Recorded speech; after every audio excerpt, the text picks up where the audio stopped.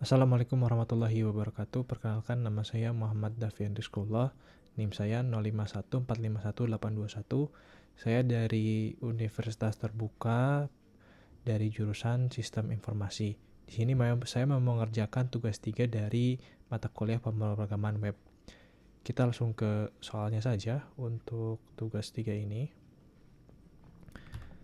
Nah, untuk soalnya seperti ini. Jadi kita diminta untuk membuat sebuah website sederhana dengan menggunakan Vue.js, yang mana di sini websitenya digunakan untuk pemesanan bahan ajar ya.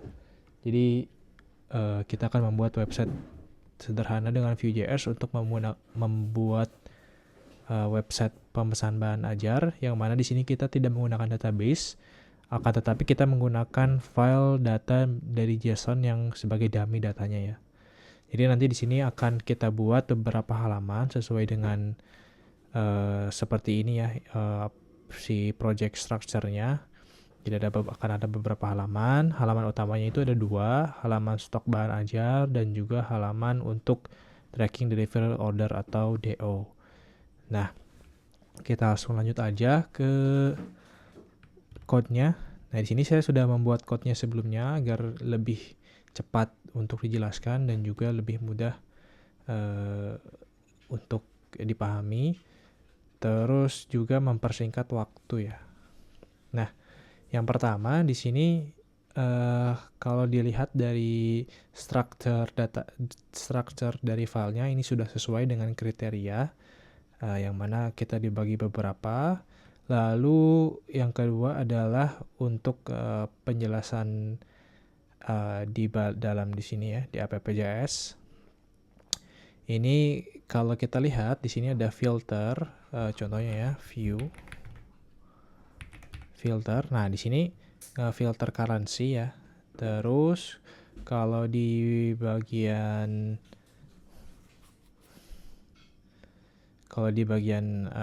HTML, di sini di dalam tabel stok ya, kita kalau lihat di stok tabel. Nah, di sini ada HTML. Nah, untuk HTML ini di tabel stok digunakan karena data dari JSON bahan ajar mengandung tag HTML seperti EM atau strong ya. Jadi di sini untuk renderingnya, jadi agar lebih bagus ya. Terus di sini ada vbind juga. Vbind di status page ya. Kalau kita lihat ada vbind harusnya.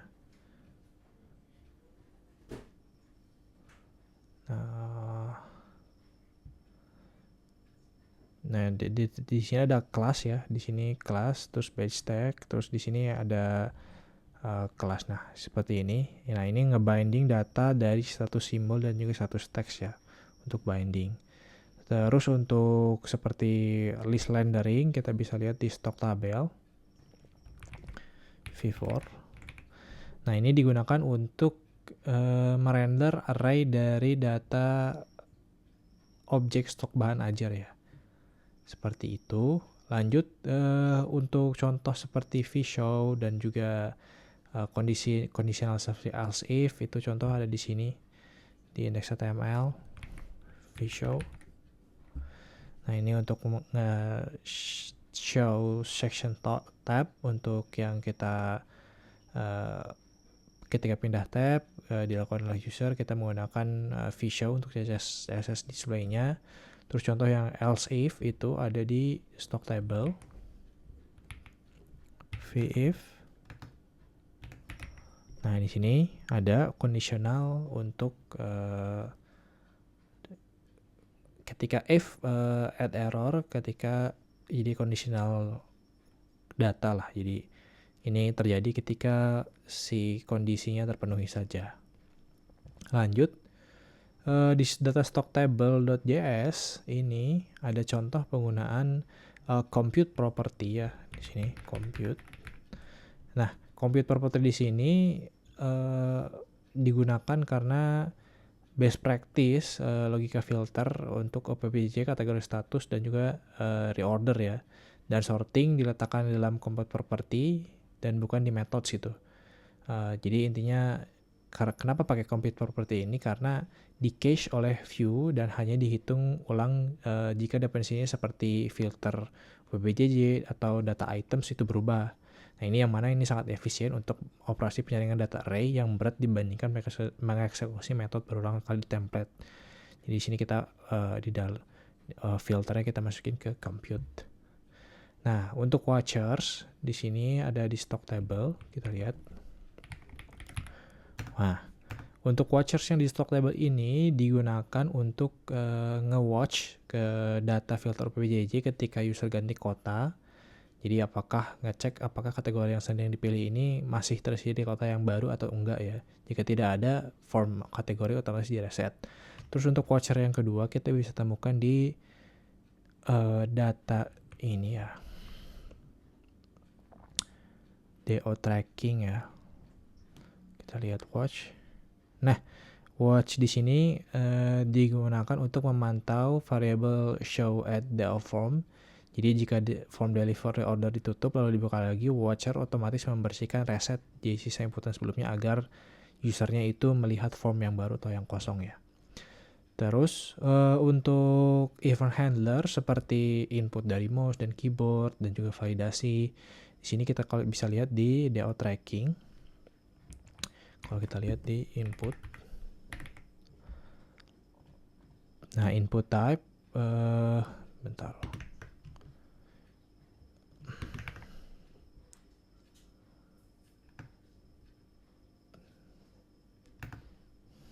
Nah, di sini ada DO tracking. Terus kalau kita lihat di input dan stock table, kita coba cek add. Nah, ini ketika ada add click, yang mana ini jadi ketika eventnya klik maka mengeksekusi function seperti ini gitu. Jadi ketika mouse diklik maka eksekusi function seperti ini. Terus contoh untuk di validasinya seperti, nah di sini ada required, jadi validasi required seperti itu menandakan bahwa ini tuh harus diisi gitu. Nah, lanjut. Jadi saya akan menyalakan dulu ya servernya dengan menggunakan npx serve. Kita agar bisa localhost 3000 untuk websitenya. Nah, untuk websitenya seperti ini. Di sini kita lihat ya ada filter seperti kota, terus kategori gitu kan. Semua punya. Nah, seperti ini ya. Filternya sudah berhasil nyala. Terus kita bisa tampilkan juga yang perlu di-order. Kita juga bisa tambah bahan ajar di sini ya. Kode mata kuliahnya apa, judulnya apa dan sebagainya. Terus kita juga bisa catatannya bisa berupa HTML ya, sesuai dengan dummy data yang kita terima juga bisa HTML untuk catatannya. Dan di sini simpan bukunya kita bisa mengklik simpan buku ataupun kita tinggal menekan enter untuk mempermudah.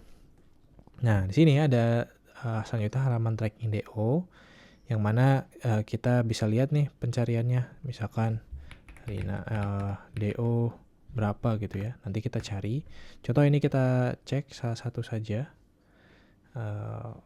Ini kita bisa tambahkan juga milestone, misalkan timelinenya penerimaan loket tangsel, misalkan sekarang sedang dikirim ke tujuan gitu.